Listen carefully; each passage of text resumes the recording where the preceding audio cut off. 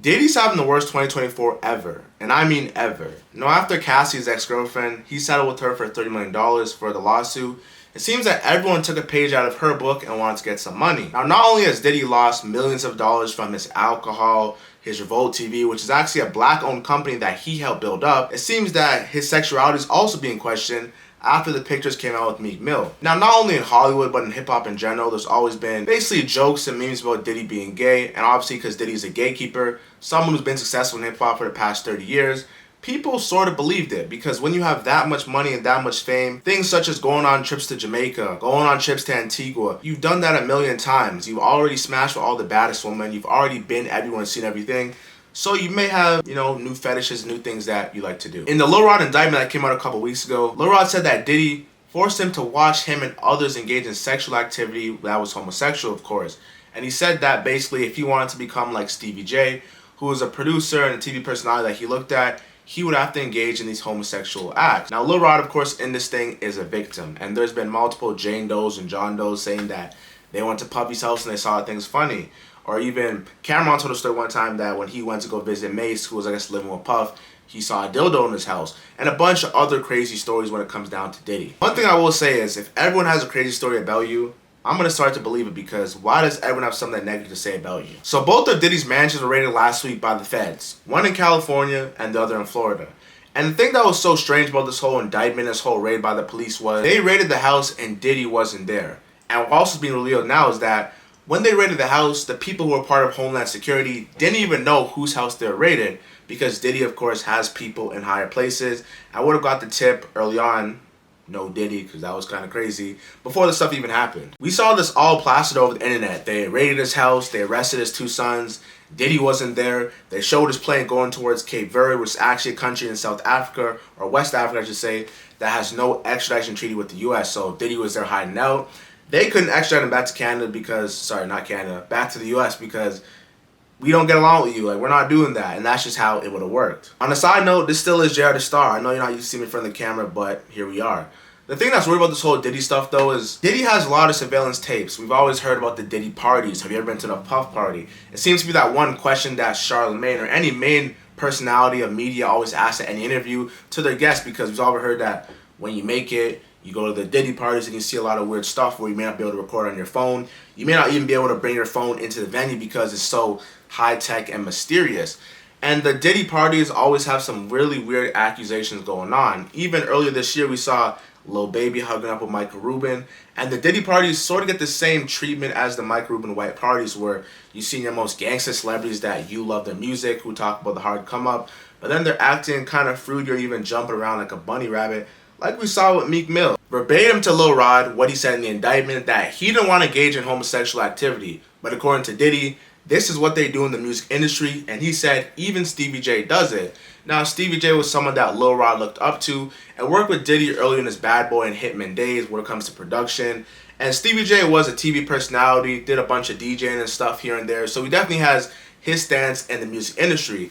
And the reason why Lil Rod, I guess you can say, got subdued and seduced into doing like these acts was he looked up to Stevie J.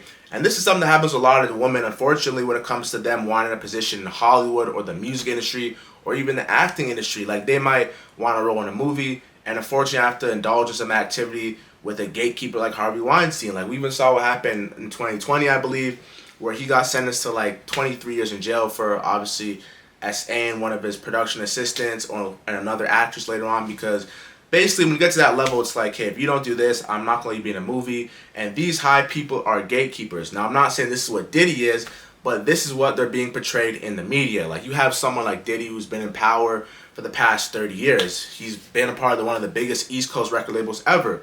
Biggie Smalls, Mace, 112, Faith Evans. Like, Bad Boy Records, even though it was before my time, they definitely had some very big artists on the label, and he's made millions of dollars. And Diddy's also getting a lot of hate because last year, he gave the publishing back to a lot of artists who are part of the label, and that was one thing that the Lox had a big issue about, because the Lox were signed to Bad Boy in like 99, I'm pretty sure, and Diddy wouldn't give them back their publishing. I think he had half. I'm not exactly sure how it worked, but he had a big part of the publishing that they felt that he didn't deserve. And, Diddy within the last year gave everyone back their publishing and the estate of Biggie Smalls. But people are saying, hey, after 30 years, Bro, we got Gunna, NBA Youngboy, Rod Wave, Polo G, G Herbo. Like, bro, we got newer artists, but we're not listening to that like that. So, essentially, you're giving back the publishing and the masters for all these artists. And the only reason why you're giving back is because it's not worth anything. And according to the Copyright Act, after 35 years, you get to renegotiate, obviously, the contracts or basically, like, the contractual agreements for these, obviously, these basic deals that you signed back when they were. So let's say you signed a deal in 93. I'm pretty sure that's when Babel was formed. And it's 2024, so 31 years.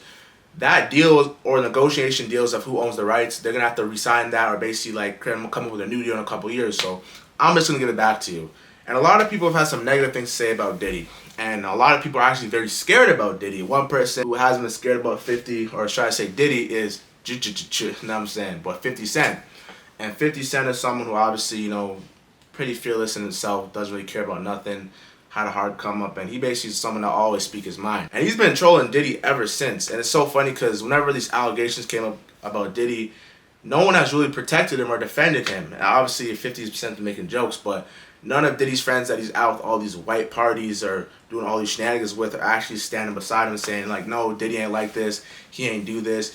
And here comes another theory that I've been seeing on the online, is that you see how they raided Diddy's house, but none of them actually arrested Diddy? Many people believe that Diddy has surveillance tapes that could actually make people look very bad and people in high places, because they raided both of his houses at the same time and didn't tell any of the workers of Homeland Security who they're raiding so they wouldn't give Diddy a tip, because obviously people in high places like Diddy, you know, people in law enforcement, you know, people who work office jobs, you know, people who work at the courthouse, you know, people in high places, and it's always been like that regardless if you're a musician in the mafia, rather if you're just a celebrity in your city, like, you know, people in high places, and that's just, you know, always how it's been. And for Diddy's situation, it's kind of strange because they went to both of his houses and they're saying they're looking for tapes, but it's like tapes on who? Only tapes on, I guess, higher people that Diddy's probably blackmailing. And this is obviously all speculation, allegation. Like, I don't want anyone to take this out, you know, it takes it with a grain of salt, but this is just stuff that I think about when it comes down to it, because they're raiding Diddy's house. They didn't arrest him. They arrested his sons only so they can go throughout the house.